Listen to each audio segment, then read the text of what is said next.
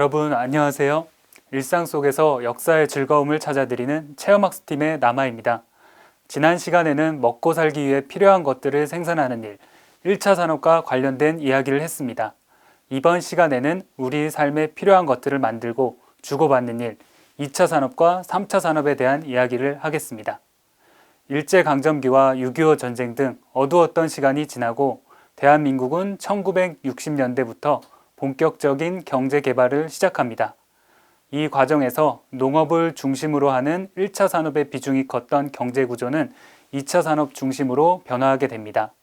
60년대에는 섬유, 신발 산업 등 경공업 위주의 산업을 중심으로 70년대에는 제철, 조선, 자동차 제조업 등 중화공업 중심의 발전을 이룩했습니다. 이와 같은 경제 발전을 통해 1973년 대한민국은 100% 식량 자급자족을 달성하고 1977년에는 1인당 GDP 1000달러 돌파, 수출 100억 달러를 달성하였습니다.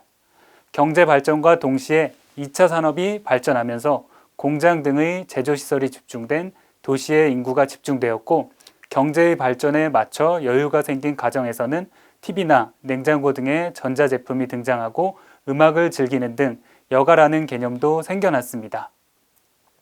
전통적으로는 서울에는 농업, 어업 등을 통해 얻은 곡물을 유통하는 시장이 있었습니다. 남대문 시장 자리에 있던 칠패시장, 동대문 시장 자리에 있던 이현시장, 그리고 운종가라 불렸던 종로 곳곳에도 시장이 있었습니다.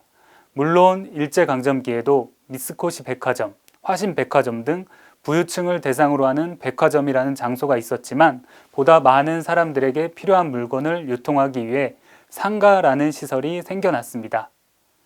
경제 개발이 한창 진행되던 1960년대 서울의 한복판 종로에 2개의 대형 상가가 세워지게 됩니다. 세계의 모든 기운이 모인다는 뜻을 가지고 세워진 세운상가는 1968년에 세워진 초대형 상가였습니다. 이 상가는 전자제품의 제조, 유통의 메카로서 전자제품을 구입하거나 수리하려는 사람들로 인산인해를 이뤘습니다. 특히 이곳에는 높은 기술력을 가진 장인들이 많아서 세운상가에서는 로켓도 만들 수 있다라는 말이 생겨나게 되었습니다. 세운상가가 완성된 후 3년이 지난 1970년 탑골공원역 근처에 있던 낙원동에도 대형 상가가 생겨났습니다. 이 상가 주변에 있던 음악 상점들이 상가에 입주하게 되면서 낙원상가는 점차 음악 전문 상가가 되었습니다.